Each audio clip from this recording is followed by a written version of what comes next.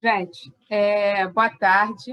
Seguindo sempre a tradição do GEPOM de começar na hora, né? Já são 5 horas.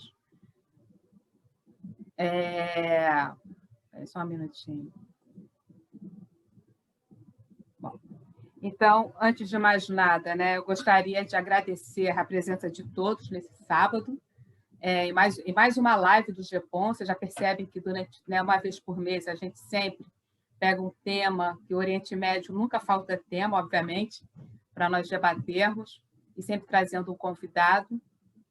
E para quem ainda não conhece o GEPOM é uma associação de pesquisadores sobre o Oriente Médio, e nós oferecemos lives, cursos, né, consultorias.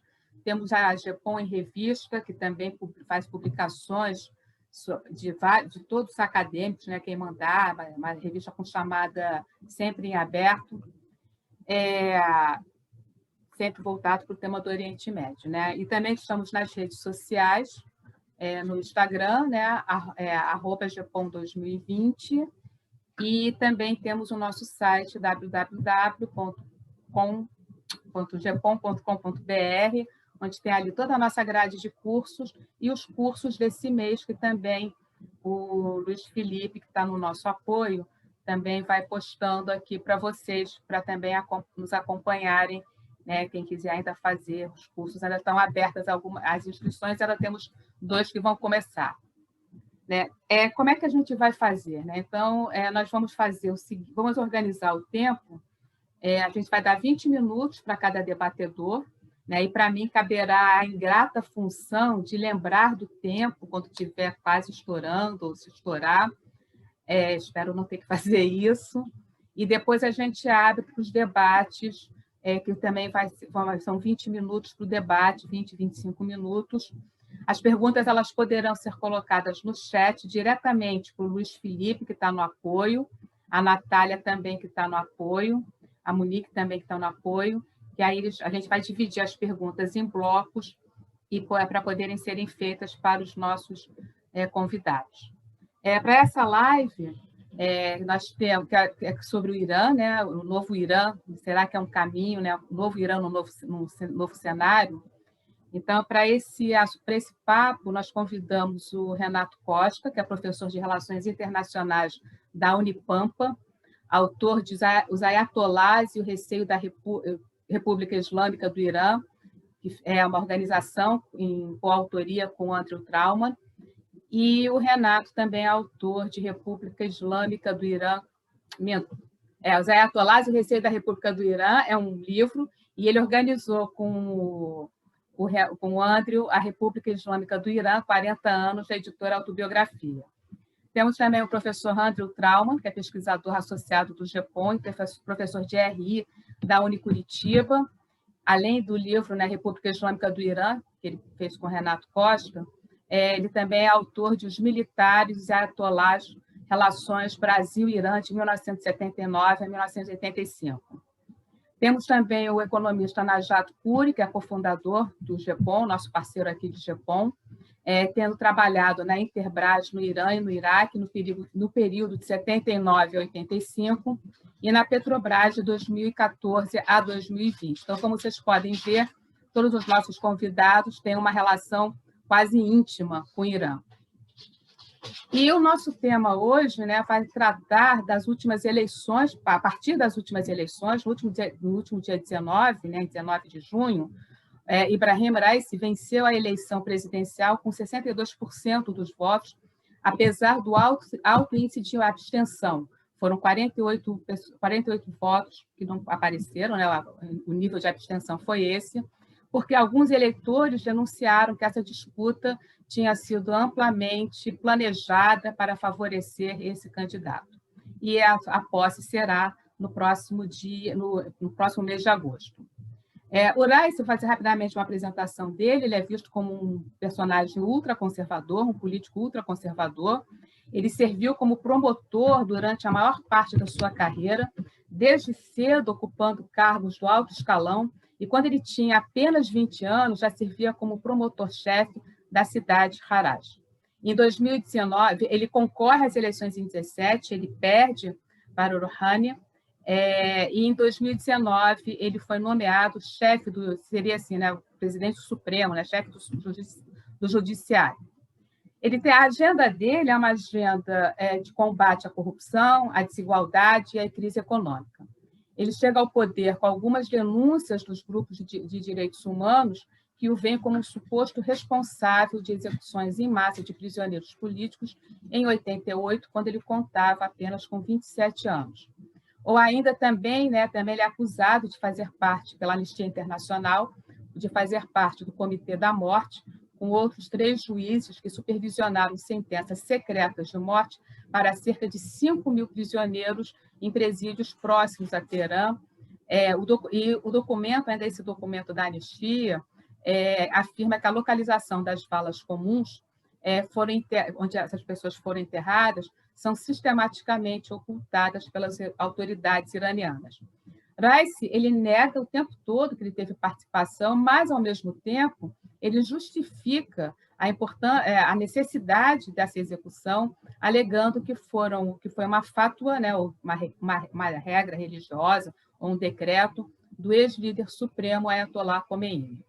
A Anistia também afirma que, como chefe do judiciário, Raisi supervisionou a impunidade dos funcionários e forças de segurança acusando de matar manifestantes durante os protestos de 2019. Como proposta, como eu disse, como faz parte da agenda dele, ele promete diminuir o desemprego e, principalmente, trabalhar para remover as sanções dos Estados Unidos, que contribuem muito para as dificuldades econômicas, o embargo econômico que vai e volta, causando isso, tem gerado muitos problemas internos no Irã.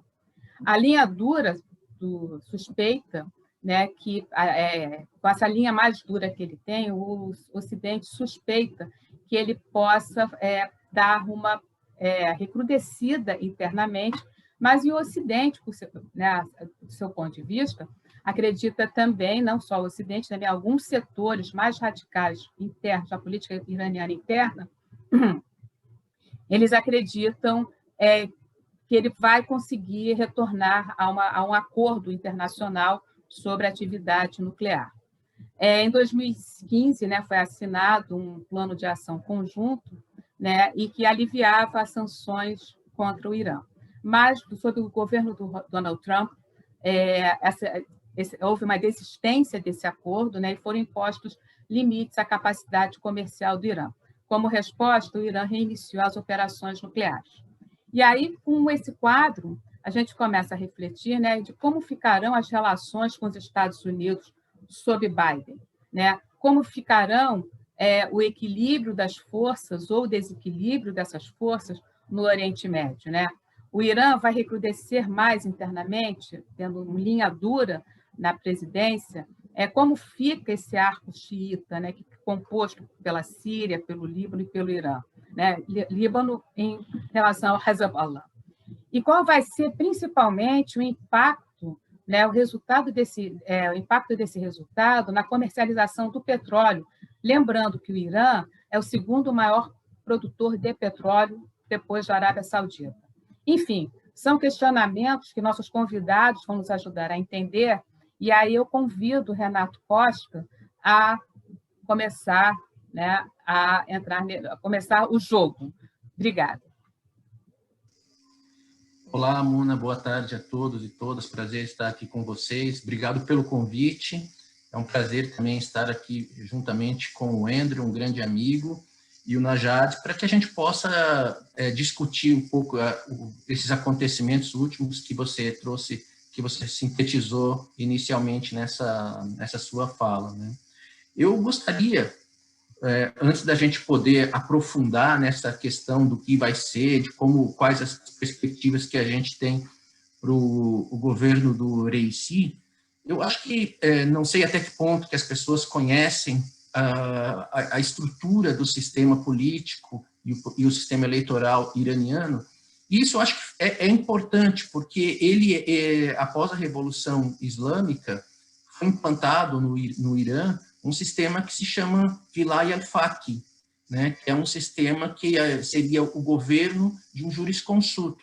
E justamente esse governo é o que dá a legitimidade para que haja o supremo líder, o líder supremo, como o Ayatollah Khamenei, e antes dele o Ayatollah Khomeini. Então, esse processo, até eles chegarem a esse Wilayah al-Faqih, isso foi muito trabalhado, desenvolvido, principalmente pelo Ayatollah Khomeini na década de 70, onde ele fazia a exposição sobre esse modelo de governo para os estudantes de religião no Iraque. E, segundo Ayatollah Khomeini, esse modelo de governo se baseava no período do profeta. E, então, o entendimento do xiita é que há necessidade de ter essa liderança religiosa, essa pessoa que se distingue dos demais a partir das suas... ele se distingue a partir da sua forma de atuar perante a sociedade, vou colocar entre aspas, da sua retidão, da sua aproximação, do seu conhecimento com a religião. E esse modelo do Wilayah al-Faqih, ele foi ratificado quando aconteceu a Revolução Islâmica, e na sequência houve a construção da Constituição, foi um plebiscito, e houve a aceitação da população. A gente poderia questionar, não vou entrar nas minúcias desse processo todo, porque senão a gente pode acabar desviando do objeto principal. Mas o que é importante ser ratificado é que esse modelo que a gente vê hoje, algumas pessoas trazem como sendo exótico, que não atende aos pressupostos democráticos, primeiramente a gente está falando de pressupostos democráticos que são de democracias ocidentais, né? Até que ponto que, de fato, um modelo democrático como o estadunidense atende aos interesses de uma estrutura democrática brasileira? Para muitos, o voto indireto não tem nada de democracia. Agora, para o iraniano, para a grande maioria do iraniano, essa relação de você ter um líder supremo, ela é entendida como uma concepção da própria religião, uma concepção que advém do período do profeta, né? Então, isso é aceito dentro do Irã pela, assim, a vasta maioria, né? E até devido a isso nós tivemos essa Revolução Islâmica. E aí se cria esse sistema que esse sistema da República Islâmica do Irã. Então, ela tem uma Constituição, mas é uma Constituição que ela não pode se contradizer aos valores do Corão, né? E o que é isso, né? Porque a gente falou bastante nesses últimos tempos sobre esse sistema de governo, né? Até que ponto que ele é um sistema democrático, até que ponto que ele atende aos interesses da população. Bom, a gente tem que entender que a estrutura, de um modo geral, ela é muito parecida com uma república tradicional, ou seja, você tem uma população por voto universal, que ela vai escolher os membros do seu parlamento, que lá eles chamam de majlis, vai escolher o presidente e vai escolher também os membros da Assembleia de Peritos, né? Que esses membros, essa já é uma particularidade da estrutura político e eleitoral ali dentro do Irã, né? Que você vai escolher essa Assembleia de Peritos, que é dessa Assembleia que no futuro escolherá o próximo líder supremo. Não só tem essa função, mas tem também a função de avaliar, né? Porque apesar do cargo, da função de líder supremo, ela ser vitalícia, mas ele não pode cometer equívocos se ele eventualmente tiver algum problema de saúde que o inviabilize continuar regendo o país, então ele tem que ser avaliado por essa Assembleia de Peritos. E, por outro lado, então, tradicionalmente, seria essa função do líder supremo, ele estaria acima de todo esse modelo tradicional de república, guardando pela preservação dos valores corânicos e pela preservação da república, de uma forma geral, né? Aí o grande questionamento que se faz é até que ponto que uma estrutura como essa, ela não tolhe a liberdade das pessoas se candidatarem, que foi uma das críticas, né, na última eleição, que basicamente havia 4 candidatos, né, e, assim, 3 com um discurso mais conservador, e o outro também era um discurso conservador, mas alguns diziam que eram, talvez, moderado, né. E existe um outro conselho, que é o Conselho dos Guardiães, ou dos Guardiões, que uma parcela ele é formado por 12 pessoas, são 6 indicados pelo líder supremo e outros 6 pelo chefe do judiciário. Esse conselho, ele tem uma das finalidades, além dele também avaliar se as leis propostas pelo parlamento elas estão dentro ou em conformidade com o Corão, ela também avalia se as pessoas podem participar, se elas podem ser candidatas à eleição. E aí que está a grande crítica, né? Então, nós não podemos nos furtar a avaliar até que ponto que esse Conselho de Guardiões ele não criaria uma situação que seria propícia à manutenção do status quo dessas lideranças religiosas. A gente tem que ver, eu diria assim, inicialmente, você tem um discurso oficial, que dali eles podem escolher as pessoas que estejam, primeiramente, vinculadas e que defendam a preservação da República Islâmica.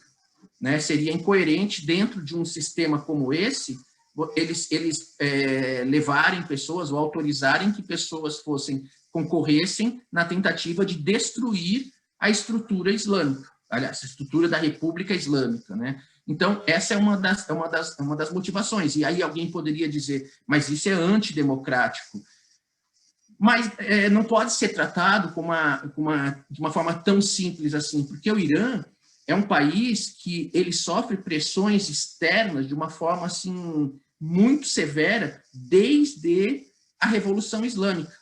Então, existem estruturas que foram sendo constituídas internacionalmente para tentar destruir mesmo a República Islâmica. Então, se eventualmente eles não tivessem uma estrutura de controle, seria assim, muito mais fácil para pessoas que não estivessem vinculadas a esse projeto islâmico, que é, de fato, apoiado pela grande maioria.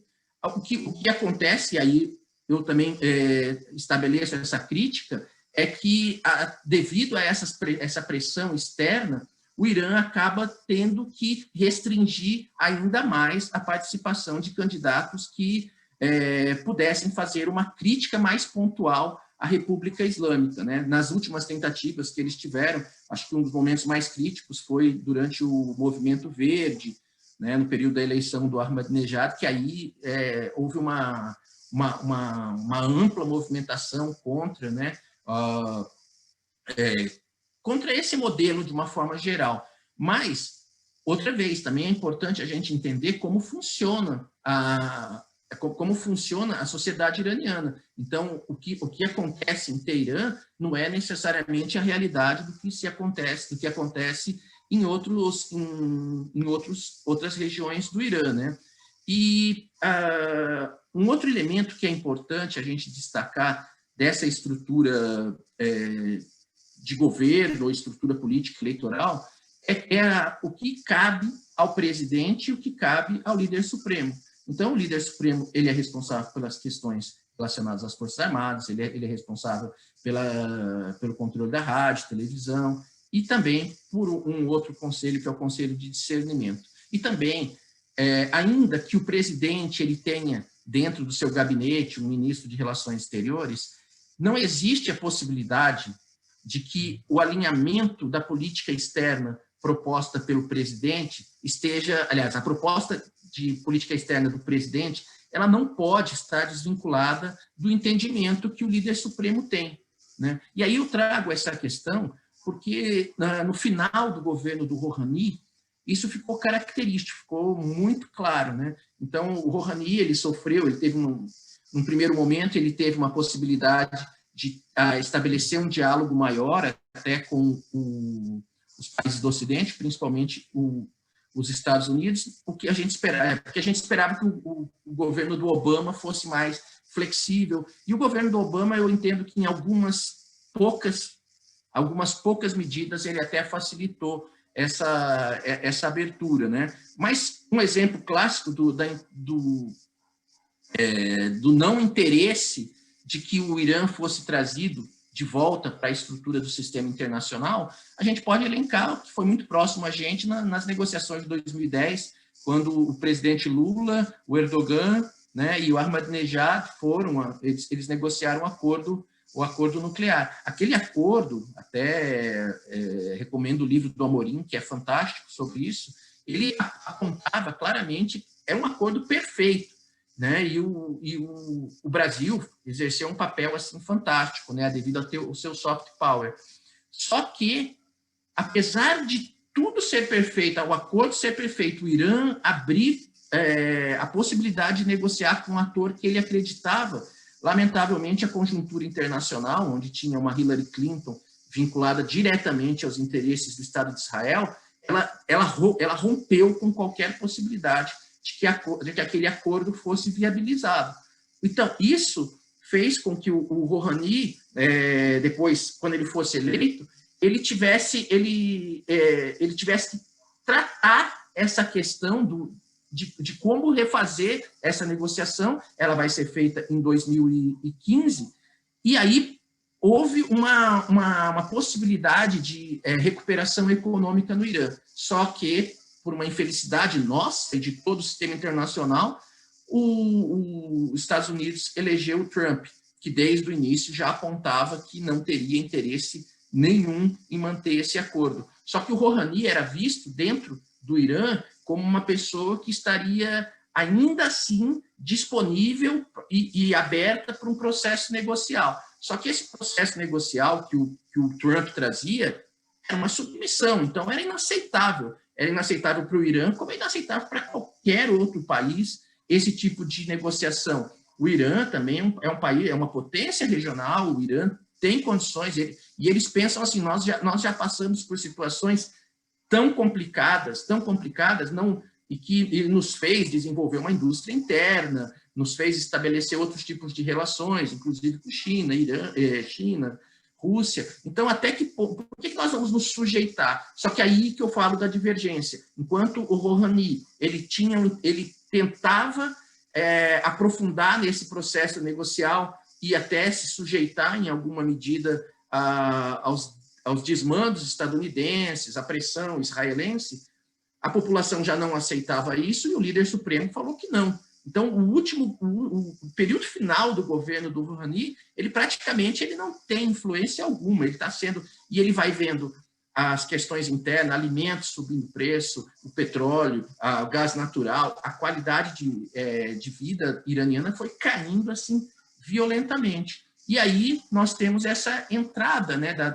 no discurso do Reisi, porque o Reisi ele traz um discurso que, em certa medida, alguns poderão dizer, mas ele era muito conservador, parece com o Ahmadinejad, quando ele enfrenta o outro país, né, os Estados Unidos, mas tem que se lembrar também quem era o antagonista do Ahmadinejad naquele período, que era o Bush, que era uma pessoa avessa a qualquer tipo de negociação com o Irã.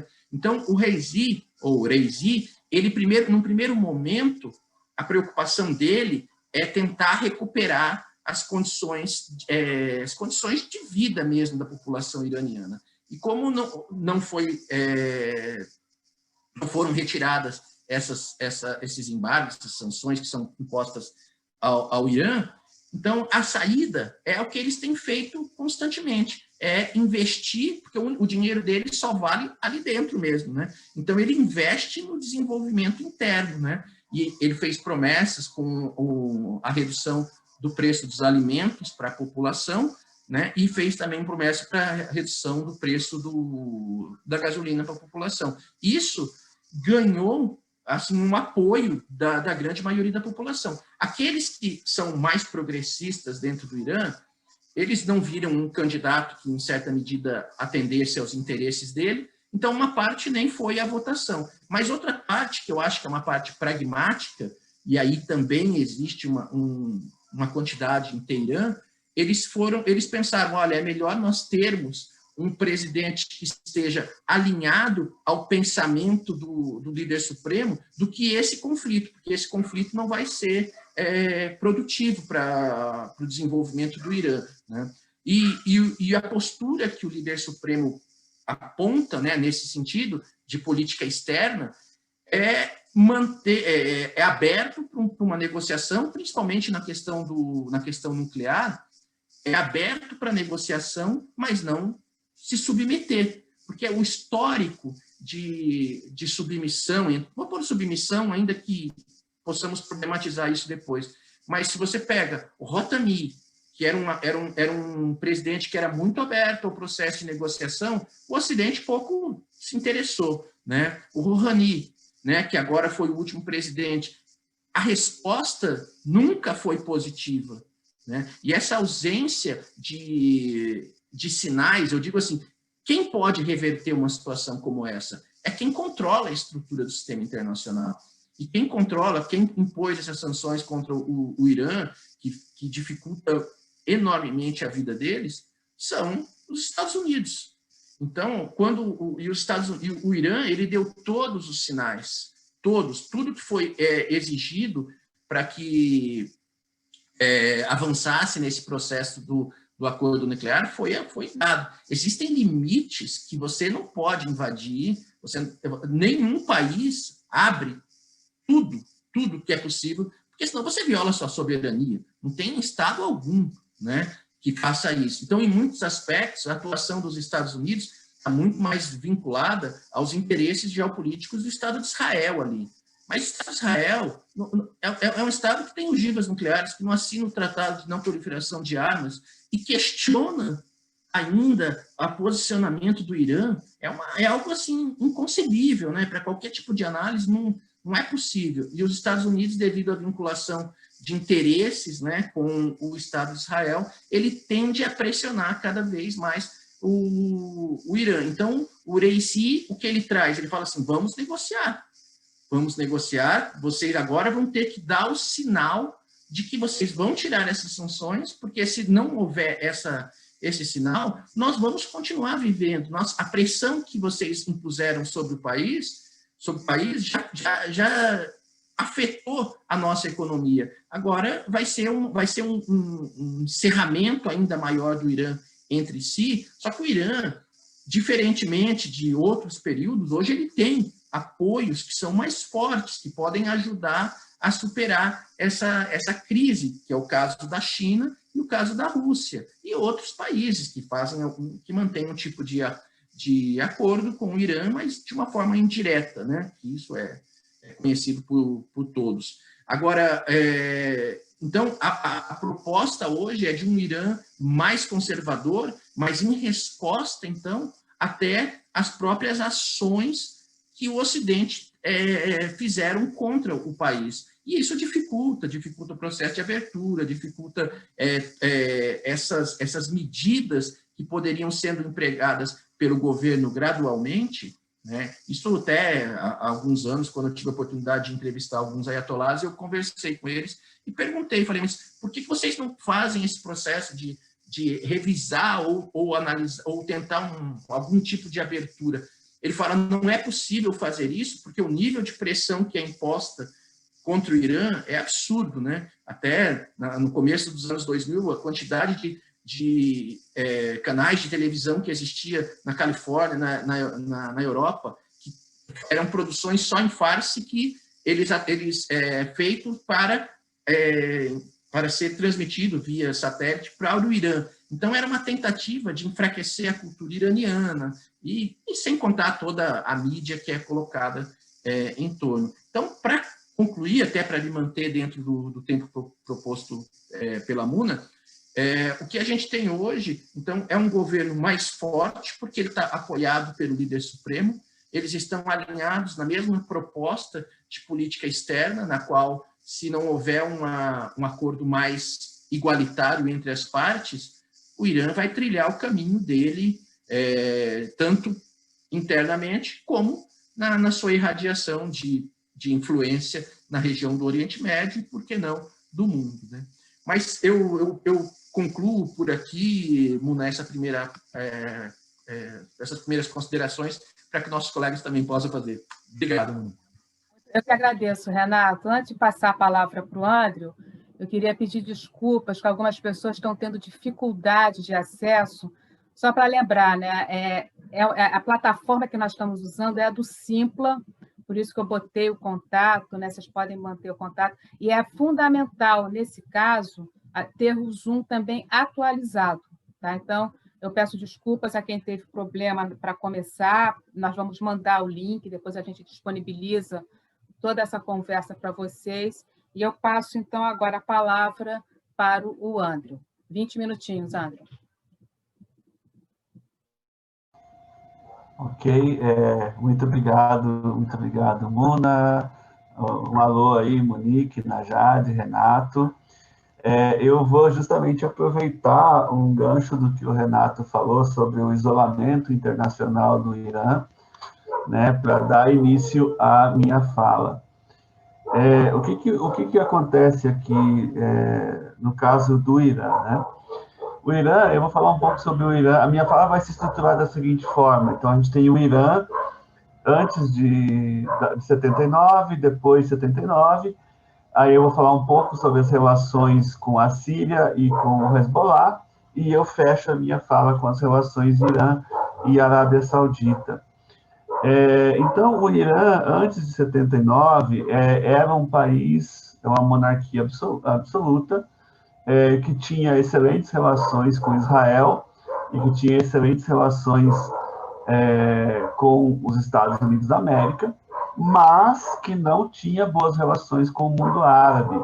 Houve uma série de atritos ali. A gente sabe que o Irã é um dos membros fundadores da OPEP desde 1960, e naquele momento havia, sim, alguns atritos econômicos com os países do Golfo, e isso nada tinha a ver com a religião, mas tinha a ver, sim, com o nacionalismo exacerbado do Shah Reza Pahlavi, aquela coisa persas versus árabes e tudo aquilo, né? Ele gostava muito de exaltar esse passado pré-islâmico do Irã, e o que vai acontecer nesse sentido? Você tem essa ótima relação com o Ocidente e uma relação muito complicada com os seus vizinhos árabes.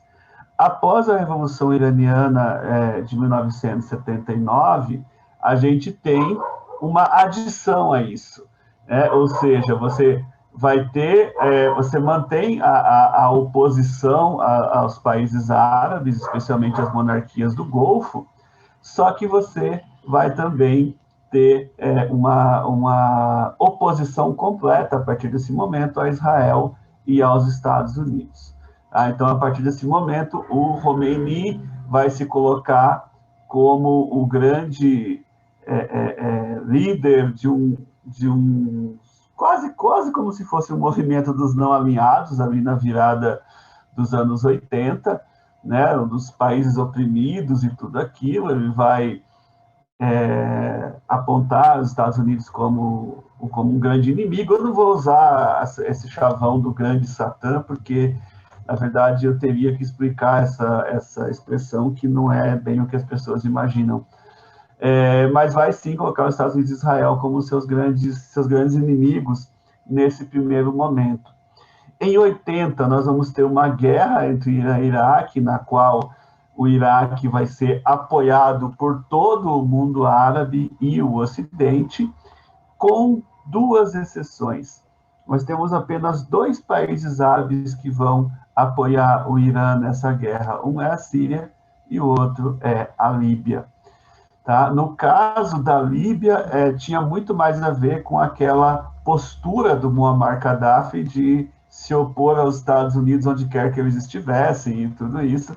Mas no caso da Síria tinha algo mais.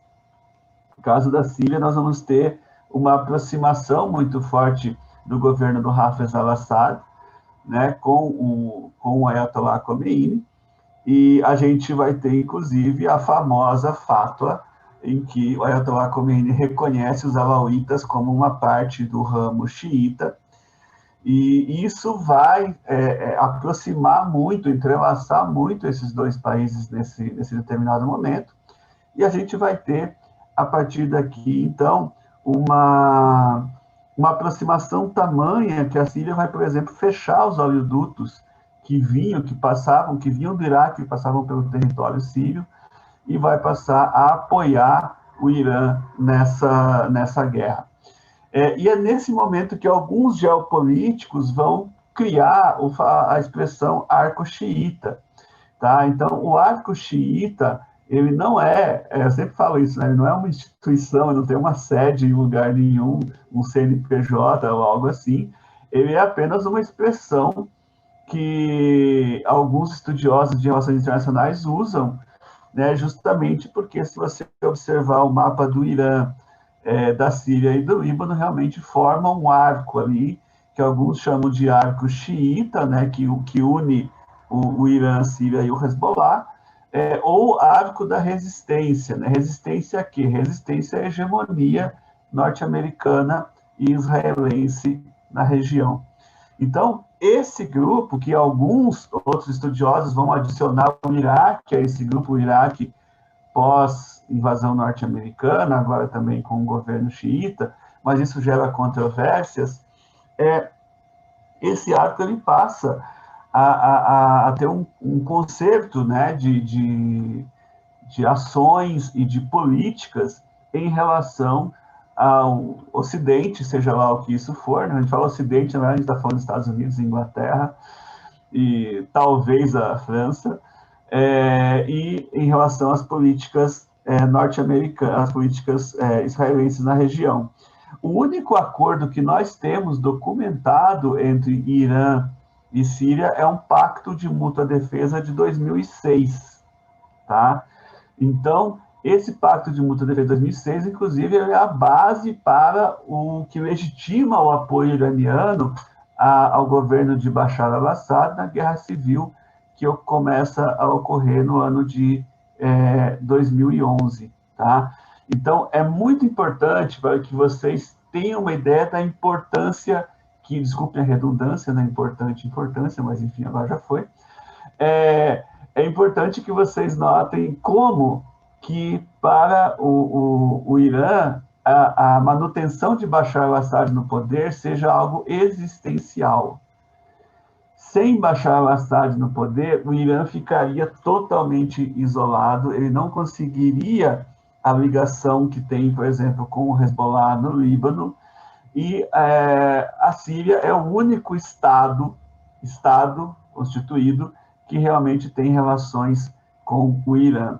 E quando começa, então, a guerra civil na Síria, a gente tem ali claramente uma proxy war, né? De um lado, você tem o Irã, o Hezbollah, a Rússia, que tem seus interesses ali na Síria, como a base de Tartus, como relações de décadas e décadas entre rússios e sírios, como o fato de também do Vladimir Putin e a Rússia, historicamente, se colocar como a grande protetora dos cristãos ortodoxos na Síria, tudo isso. E, mais recentemente, a gente tem a China, né? Então, especialmente após o início da pandemia, nós observamos que a China, no momento em que o Trump colocava mais sanções ainda sobre o Irã, os chineses vão lá e oferecem respiradores. Eu estou falando naquele primeiro momento da pandemia, quando a China e o Irã eram os epicentros ainda do Covid-19. E a partir desse momento, a China também vai convidar o Irã a participar do Pacto de Xangai. Então, o Pacto de Xangai, para quem não sabe, é um pacto de assistência mútua que conta com China, Rússia, várias ex-repúblicas soviéticas e a Mongólia. Então, a gente vê se formando aí um novo eixo ali que pode diminuir um pouco esse isolamento a qual o Renato se referiu. Tá? Então, a gente vai ter o Irã tentando fugir desse isolamento. Eu gostaria de dialogar um pouco com a fala do Renato, porque a gente, muitas vezes, até influenciado pela mídia ocidental, a gente tende a, por alguma razão, torcer pela queda do regime ou alguma coisa assim, e cada um pode ter seus motivos para isso, mas eu achei muito interessante a fala do Renato a partir do momento em que ele fala sobre o ponto de vista dos ayatollahs. É óbvio que eles não querem a queda do seu próprio regime, e é natural que eles tentem proteger o seu regime da maneira que for possível. Então, isso é algo que eles sabem que se eles abrissem para uma democracia liberal, ocidental, etc., etc., isso seria isso iria corroer o sistema por dentro. Então, é uma questão de sobrevivência do regime. Gostem as pessoas ou não, eles estão defendendo aquele sistema criado em 79. Eu gostaria também de fazer um comentário sobre o Hezbollah, né? O Hezbollah ele vai surgir em 1982, durante a invasão israelense. Ele vai ser formalizado apenas em 85, e aí tem uma carta do Hezbollah, bastante polêmica, diga-se de passagem, assim como também é polêmica a carta de fundação do Hamas, mas eu não vou entrar nisso agora. E o Hezbollah ele começa a se tornar, por meio de doações de expatriados libaneses e por meio de doações do próprio Irã, né? Houve uma época, no auge dessa relação, que assim, tem sofrido muito devido ao embargo que o Irã tá passando no momento, mas já chegou a ser de 300 milhões de dólares ao ano. E, com isso, o Hezbollah criou uma ampla rede de assistência social no país, especialmente no seu rincão ali, que é o sul do Líbano. Então, você tem escolas, creches, hospitais, todos mantidos pelo Hezbollah, que, com todo esse patrocínio, se torna um Estado dentro do Estado no Líbano. Tá? Mas é importante mencionar isso, que o Hezbollah não é apenas um grupo armado, o Hezbollah também é um partido político com cadeiras no parlamento e tudo isso, mas uma coisa que se discute muito no Líbano é um eventual desarmamento do Hezbollah. O Hezbollah se nega a se desarmar desde a retirada israelense do sul do Líbano em 2000, e ganhou um buster, assim, digamos assim, nesse argumento a partir da defesa que fez do Líbano em 2006, quando houve uma nova invasão israelense. Mas, enfim, o Hezbollah é um tema extremamente complexo.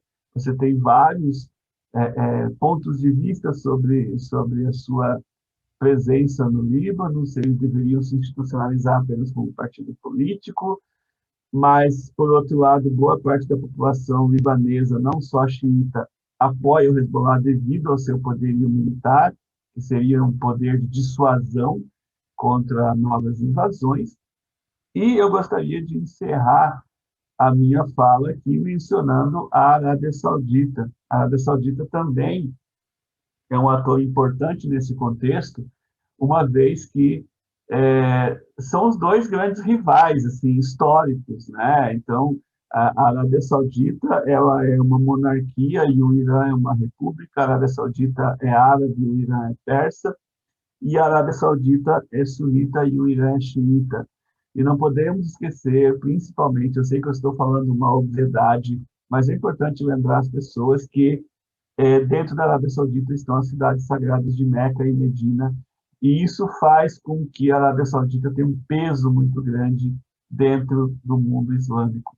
São relações muito conturbadas, como eu disse, já eram conturbadas antes da Revolução, já eram conturbadas durante o governo do Shah Reza Pahlavi, e elas andaram se deteriorando após a Revolução. Nós tivemos 3 rompimentos de relações entre esses dois países, um ocorrendo em 87, quando peregrinos iranianos foram presos pelo regime saudita, acusados de fazer propaganda política durante o Hajj, algo que é totalmente proibido, né? Você vai ter um segundo rompimento em 91, também em decorrência de problemas relacionados ao Hajj, e finalmente em 2016, desculpe, com o assassinato não, com a execução, né, do Sheikh Al-Nimer, que ele é um sheikh xiita dentro da Arábia Saudita, o que é muito complicado, já que você tem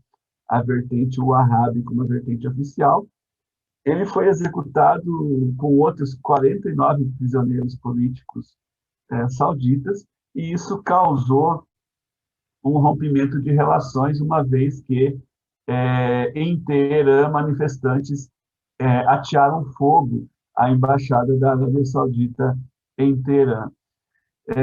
Consta, para quem acompanha mais de perto as relações entre os dois países, que há alguns movimentos, claro, esses movimentos ainda nas sombras, não são conversas oficiais, de um possível reatamento de relações entre Irã e Arábia Saudita. Isso já está acontecendo faz cerca de um ano, mais ou menos.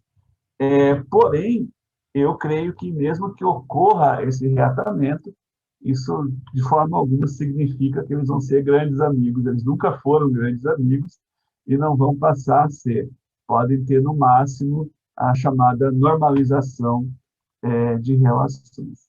Então, da minha parte, seria isso. Gostaria de agradecer a todos e a todas e devolvo a palavra à professora Muna.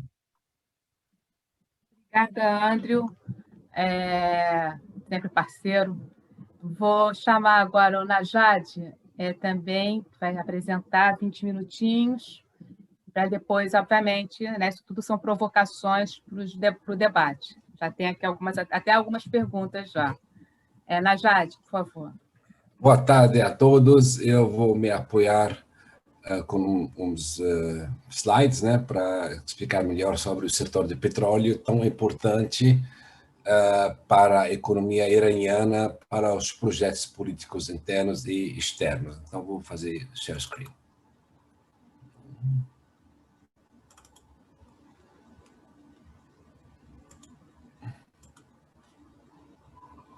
Ok, estão me ouvindo? Sim. Ok, então o Irã, em princípio, é uma potência petrolífera, tanto no setor de petróleo quanto do gás.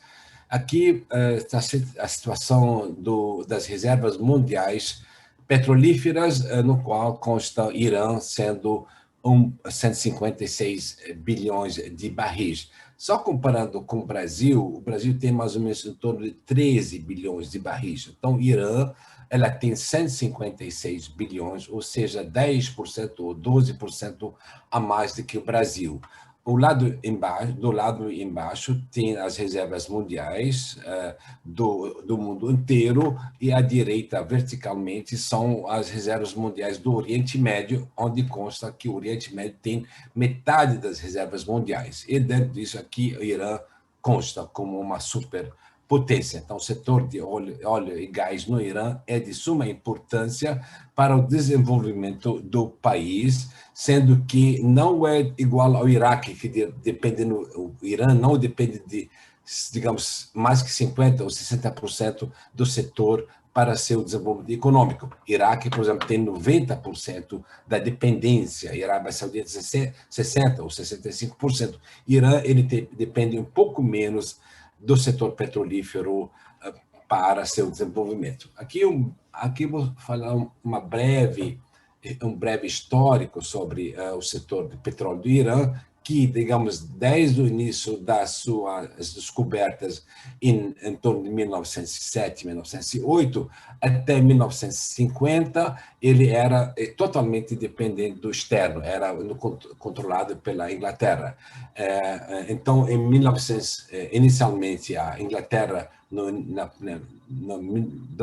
1914, ela comprou todas as concessões do petróleo no Irã para apoio aos seus forças de guerra.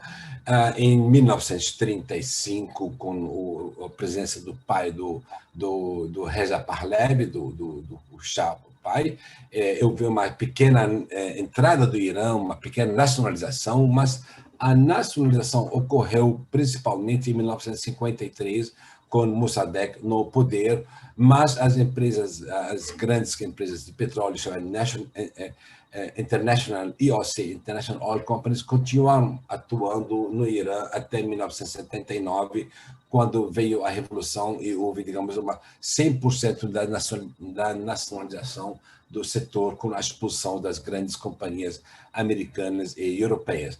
Depois da Revolução, essas companhias continuaram apoiando, mas diferente, não tinham concessões abertas, mas eram condições de investimento com pagamento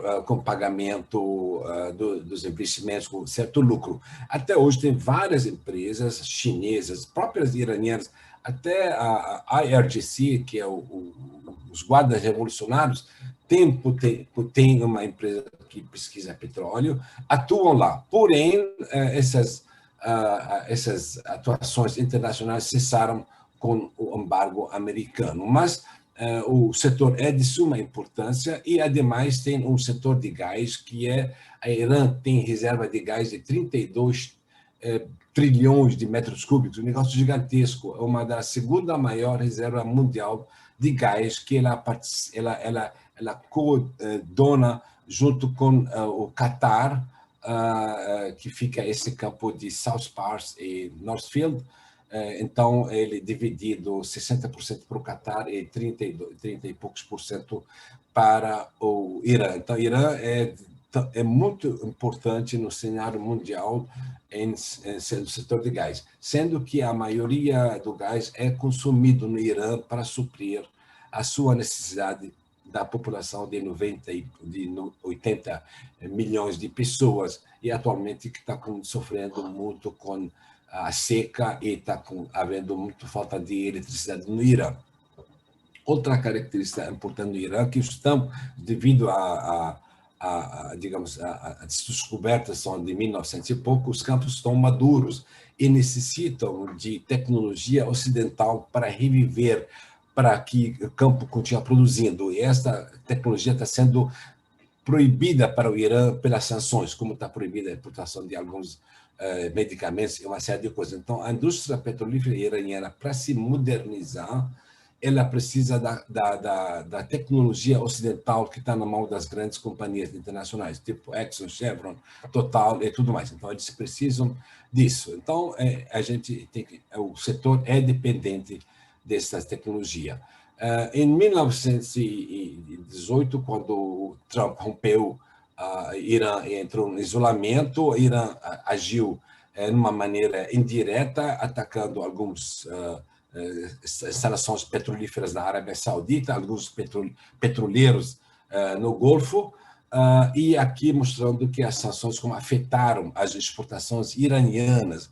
Então, aqui o gráfico à esquerda, em cima, mostrando a economia sofrendo com as sanções, aperto econômico que Irã ele precisa de alimentos e a importação de proteína. O Brasil participa nisso, ela não tem grãos suficientes, soja, alimentos, carnes, açúcar, tudo isso é importado, então ela precisa dessa importação. E aqui mostrando à direita a queda da exportação, a produção de petróleo e a exportação. Irã, em 1976, ela exportou 6 milhões de barris por dia. Ultimamente, ela tem sido em torno de 400 a 500 milhões de barris, sendo isso clandestinamente, porque as sanções proíbem as grandes companhias petrolíferas ou as empresas importassem do Irã. São as sanções indiretas que o americano impôs ao Irã depois da saída do Trump do acordo nuclear. Aqui mostrando à direita o gráfico da queda da produção e a queda das exportações. Então, hoje, existem exportações iranianas em torno de 300 a 500 mil barris, sendo isso clandestino. O Irã opera no mercado internacional, os navios saem do Irã carregados de petróleo, troca o transborder, troca o nome do navio. Então, quem compra isso, a maioria as empresas chinesas que tem acordo com o Irã. Então, essa queda de produção, de exportação, hoje faz com que o Irã produza 1,5 milhão de barris por dia, sendo 1 milhão para consumo próprio e mais ou menos 500 mil barris para cima para baixo são as exportações clandestinas. Os Estados Unidos prendem alguns navios, como o caso foram os navios de gasolina para a Venezuela há pouco tempo atrás, o americano prendeu, leiloou, prenderam um navio em Gibraltar e tudo mais. Então, esse setor é de suma importância. A volta desse setor para a normalização de produção e de exportação é de suma importância para os planos econômicos do Raisi, conforme foi falado com meus dois colegas. Sem essa entrada de hoje, digamos, 100 milhões de dólares por barril, o Irã está deixando de exportar hoje, se for aberta as torneiras, 100 milhões de dólares por barril, 100 milhões de dólares por dia está deixando de entrar no Irã. Isso prejudica, obviamente, a população, exerce pressão muito forte interna e política, econômica e financeira no desemprego. Se o Irã amanhã abrisse, se houver um acordo nuclear que é importante para o Irã, é importante para o mundo também, o Irã estaria exportando para esses países todos, sendo principalmente para a China, a Ásia, né? A Ásia Oriental, né? Porque eles estão na Ásia Ocidental, e Índia, China, Japão, Coreia, e também alguma coisa para os europeus. Então, mais ou menos esse resumo do setor petrolífero, obviamente, é muito mais complexo do que isso. Ok, muito obrigado e está aberto para questões. Muito obrigada, Najat, também, sempre trazendo novas informações sobre essa questão do petróleo. Já temos algumas perguntas, né? Então, a gente começa agora com o primeiro bloco. Eu vou passando aqui. Tem uma pergunta, primeiro. Eu vou ler todas as perguntas, vou dizer para quem são, e aí depois a pessoa, se quiser complementar. A primeira é da Monique, para o Renato. Monique, você quer falar? Ou prefiro falar, Mona. Tá, então deixa eu passar para as outras, tá? E quando for para você falar, eu te falo. Tem uma pergunta também para o Renato, dizendo o seguinte, da Eliane: gostaria de que você comentasse a negação do Holocausto e desvitimização do Estado de Israel, bem como sistemático a destruição de Israel. E também, aqui está a pergunta completa. Renato, gostaria que você comentasse a negação do Holocausto, a deslegitimação do Estado de Israel, bem como sistemático a destruição de Israel. E tem uma outra para o Andrew, também, da Helene, perguntando para explicar, sim, a grande expressão grande Satã. E essa última pergunta desse bloco, eu acho que ela não está endereçada a ninguém, a não ser que a Tainá queira depois direcionar, é o seguinte: é possível dizer que a crise da embaixada reflete até hoje no isolamento do Irã em relação ao Ocidente, tendo em vista a imagem negativa que foi criada no contexto? Ela é uma cicatriz aberta? Então, pode começar. E aí a Monique vai abrir o microfone também, porque aí também já tem duas perguntas diretas para o Renato, né, e mais essa aí completa. Gente, muito, muito obrigada. Renato, é um prazer ter você aqui, né? Eu já conheço o trabalho do Andrew e do Najat, então é um luxo, né? Enfim, você também agregar. E na sua fala, você foi muito categórico em falar que foi a Hillary Clinton que jogou água ali na declaração de Teherã em 2010 por conta de Israel, algo assim. Eu até rio, eu acho fascinante isso, porque, de fato, né, desde os anos 90, né, como o Andrew falou, até 79, né, Israel e Irã eram aliados, a gente tem a doutrina da periferia, nos anos 80, né, ainda fica por detrás dos panos, ali o Irã contras e tudo mais. Esse afastamento se dá, sobretudo, nos anos 90, e não há dúvida que seja direita, esquerda, hoje a percepção dos israelenses, em grande medida, é uma ameaça do Irã, seja diretamente, seja com os proxies do Hezbollah e do Hamas. A minha pergunta para você não é muito reducionista falar de Israel, quando a gente sabe, como o Andrew já apontou, que as relações dos Estados Unidos na região, o segundo pilar umbilical, é com a Arábia Saudita. Então, assim, eu queria que você pudesse falar um pouco mais. E aí, assim, como a gente fala em hebraico, né? Shpochet libra, jorra o seu coração, como você entende Israel nisso tudo. Eu queria muito ouvir. E a outra questão que eu acho que pode ser para você e para todos, é muito importante a gente entender o regime por dentro, né? O que o regime entende como a sua sobrevivência. Vocês trouxeram isso, você e o Renato. Mas eu acho interessante frisar, e eu já tive essa conversa com o Najat na época da morte do Soleimani, quais são as questões internas que ameaçam o regime. Porque eu acho que para o regime cair, são ameaças internas. Então, eu queria que vocês falassem, sobretudo, sobre a questão da juventude, que nasceu pós-79, que não tem exatamente uma identidade, a questão dos curdos e a questão da seca. Eu percebo isso, né, como questões que podem ajudar e que, sim, são instrumentalizadas por inimigos externos, né, mas como isso pode carcomer o regime por dentro. Então, Renato, uma pergunta específica para você e outra para você e para todos. Obrigada.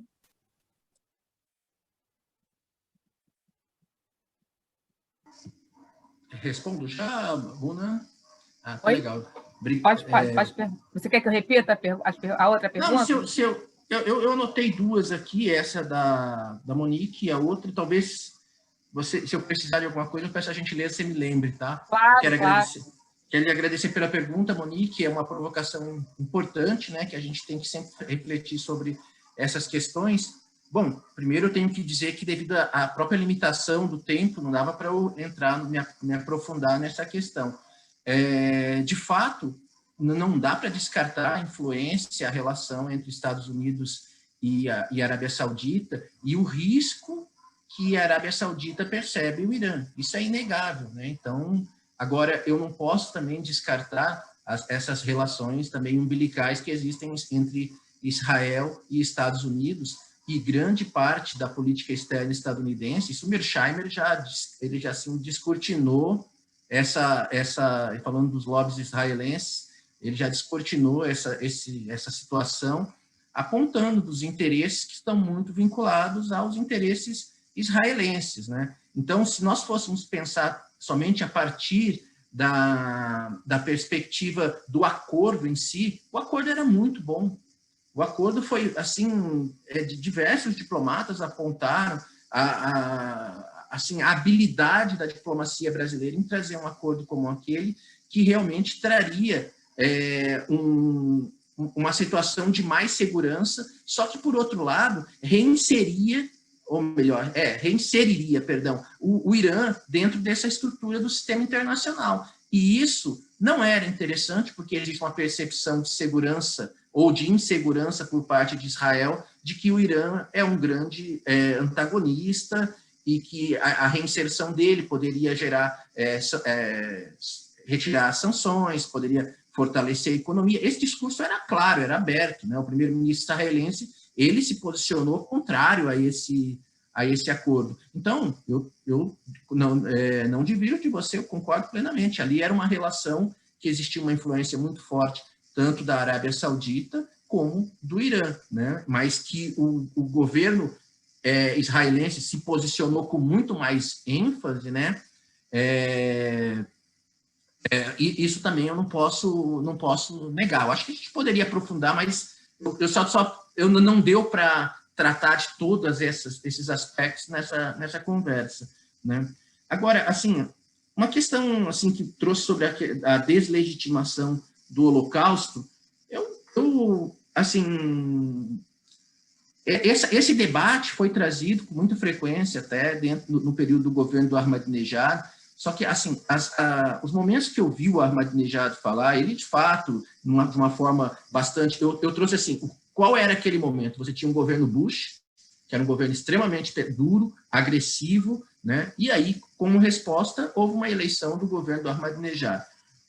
Duas coisas que são importantes serem trazidas. O que o Ahmadinejad trazia, normalmente, ele dizia o seguinte: não se pode fazer nenhum questionamento sobre Israel, que Israel já ataca o antagonista como antissemita.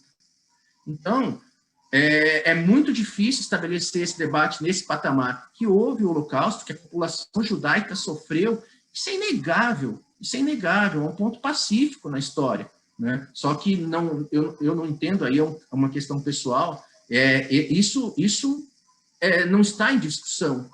Quando se discute a questão do Estado de Israel e a legitimidade que ele tem de existir, isso também aí é um aspecto pessoal.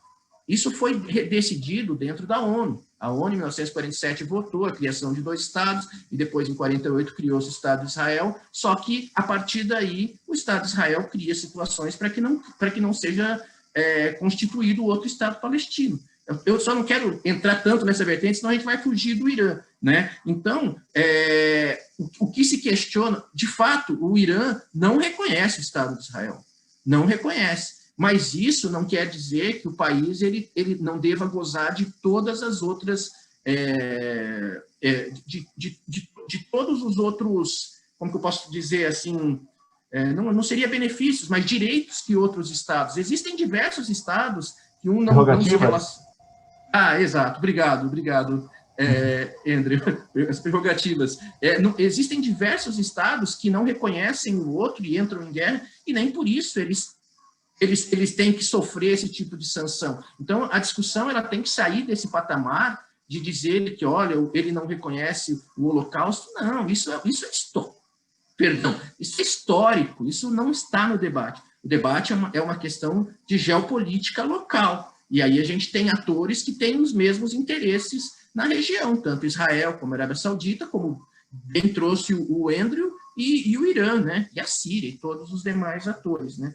E essa questão de declaração de destruição a Israel, eu acho que está dentro desse jogo, né? Não acredito numa declaração que ele vai mobilizar as tropas para invadir Israel, tampouco vai jogar, digamos que ele alcançasse uma tecnologia de armamento nuclear. Historicamente, a gente sabe que armamento nuclear não serve para fazer guerra, serve para que você, num processo de dissuasão do outro ator, para que ele não o ataque. Isso acontece no Paquistão, na Índia, isso é parte do jogo.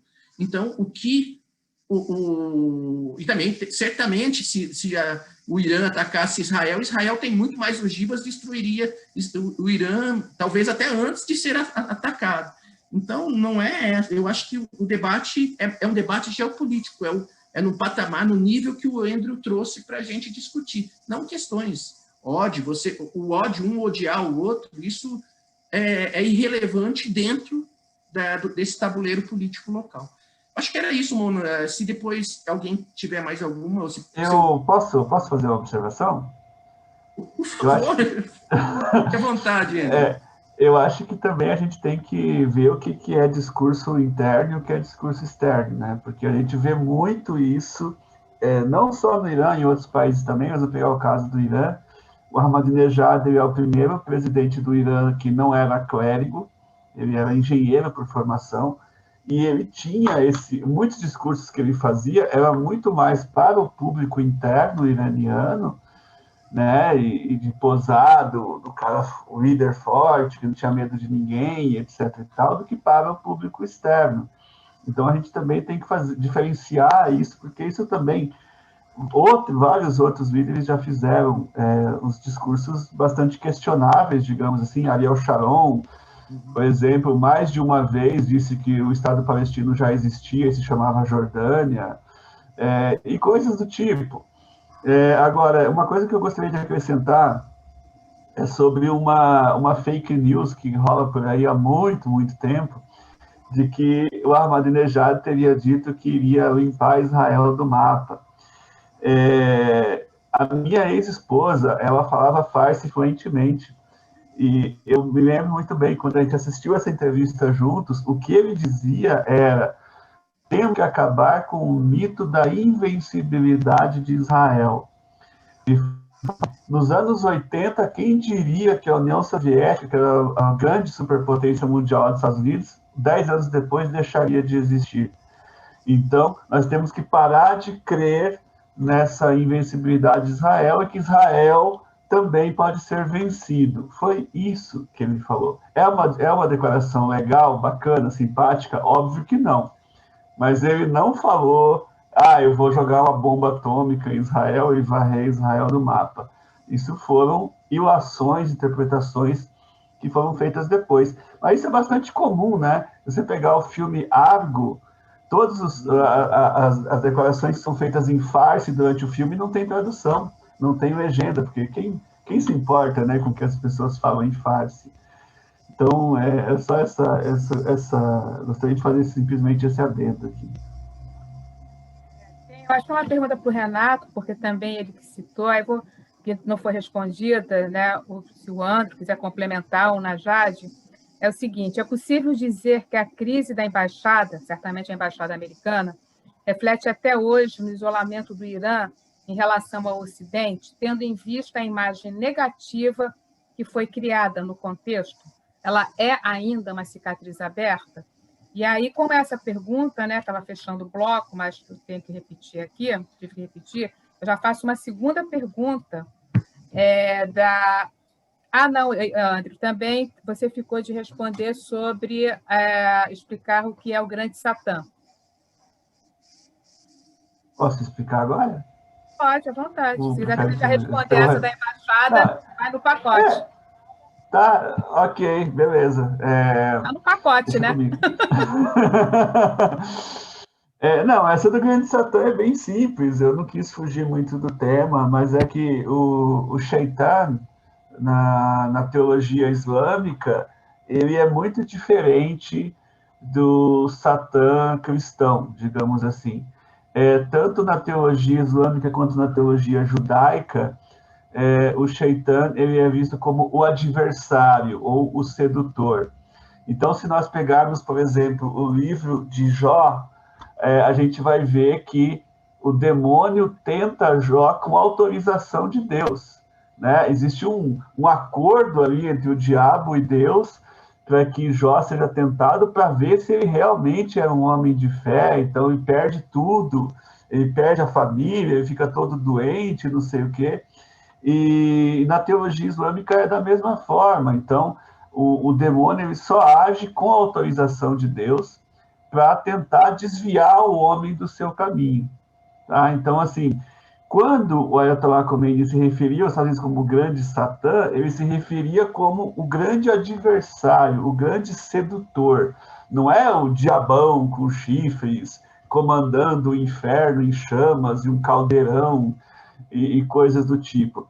A ideia de que os Estados Unidos ou o Ocidente é sedutor, isso está introjetado no mundo muçulmano, né? Com o liberalismo sexual, os costumes, o álcool, a dança, a música, etc. Então, que isso é sedutor, isso acho que é evidente para qualquer um.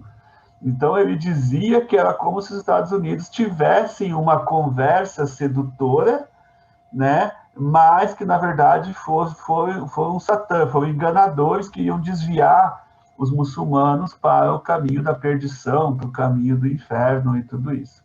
Então, é nesse sentido que a teologia islâmica vê Satã como alguém que está tentando sempre desviar o homem do caminho reto.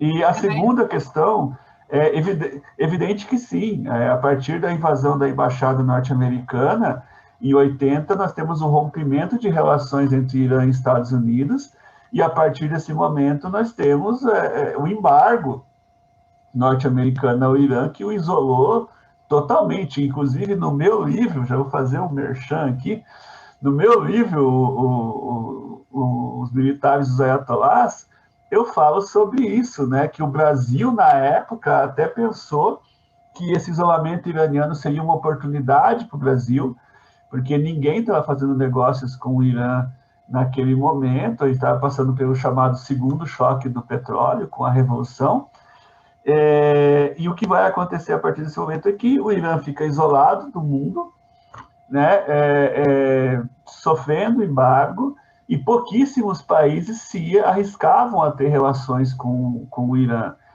O Brasil vai tentar incrementar suas relações com o Irã, as exportações de sempre, né, de frango congelado e aquela coisa toda, mas, na verdade, o governo iraniano não vai ser muito simpático com o governo brasileiro, vai forçar o Brasil a comprar petróleo no mercado spot e vai acabar dando preferência para o Japão. O Japão, para quem não sabe, foi um dos países que furou o embargo ao Irã.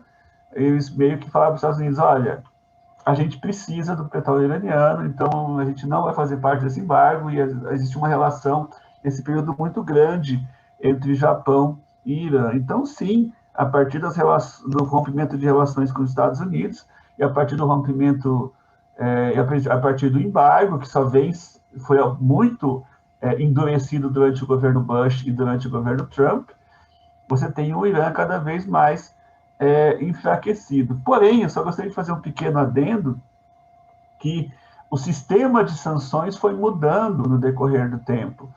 Você tinha sanções que começaram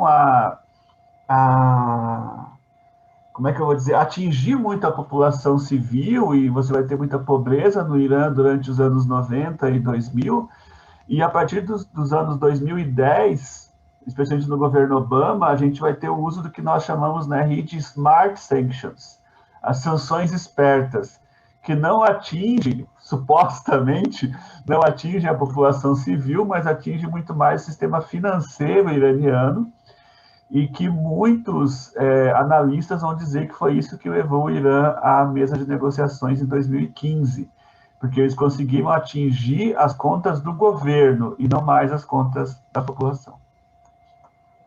Quer complementar?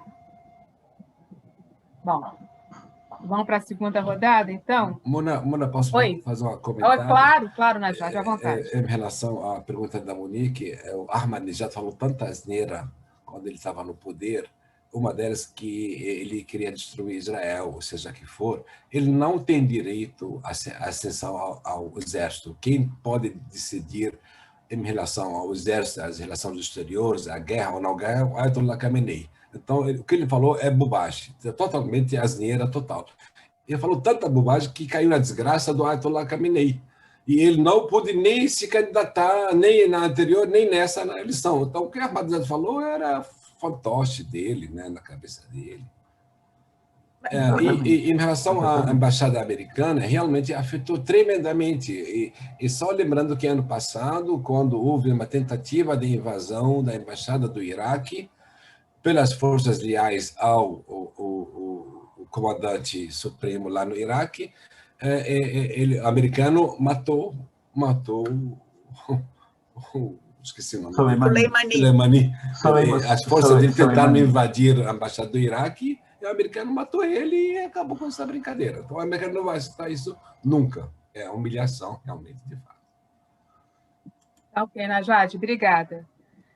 Vamos para o outro bloco, da Maria Cláudia, perguntando, não direciona a ninguém, então quem quiser se habilitar, quais são as relações do Irã com grupos terroristas no Oriente Médio, mais especificamente na faixa de Gaza e Cisjordânia. O que isso influencia em processos de paz no Oriente Médio? Tem uma outra pergunta, a segunda pergunta gostaria que os palestrantes, essa é para os três, direcionada para os três mesmo, comentassem de como se dá a influência política e econômica do Irã sobre o Iraque e como andam as relações entre os dois países atualmente, principalmente com o Iraque em crise econômica recentemente.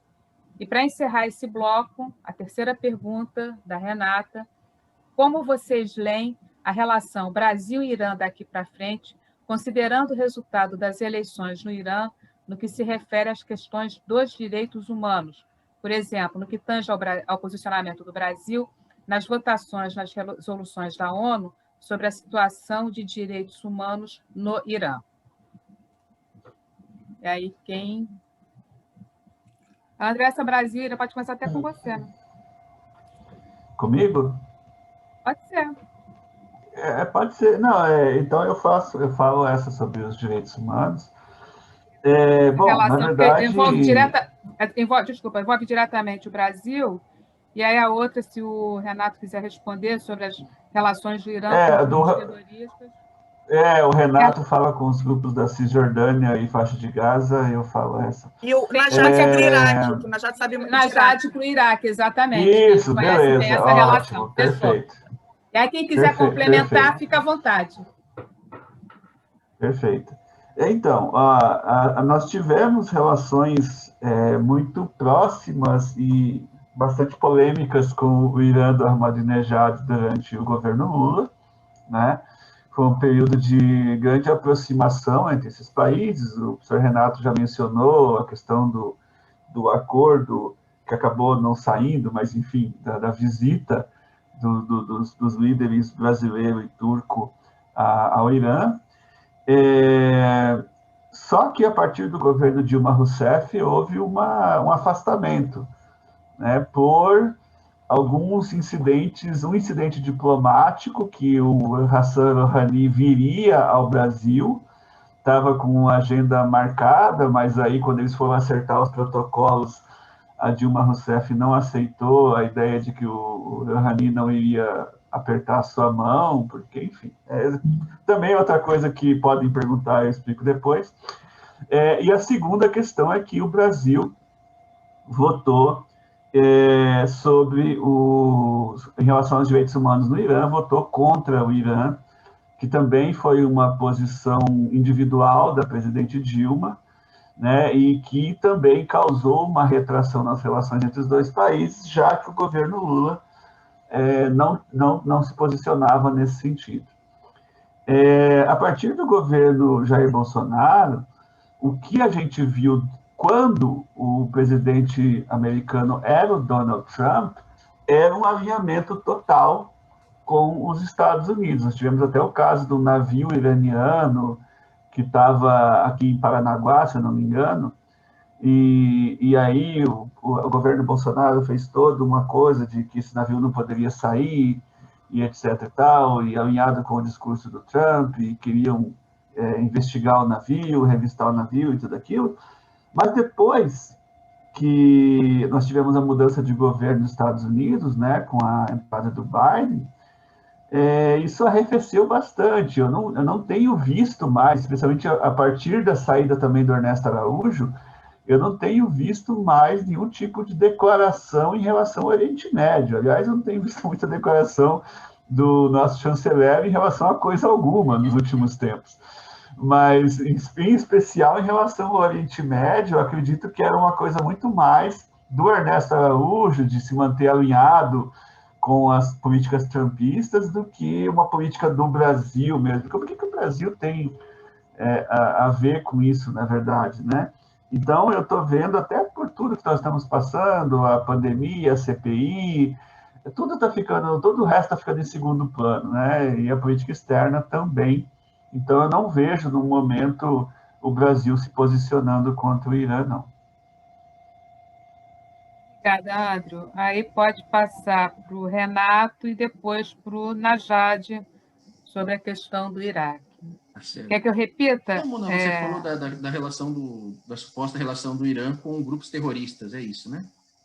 Isso, essa mesmo. Eu acho que a gente, para começar a responder essa pergunta, a gente tem que entender quem é o grupo terrorista e quem classifica quem como terrorista, né? Porque até em questões anteriores, quando o Andrew mencionou o Hezbollah é um partido político que existe dentro do Líbano, é legitimado pela sua população.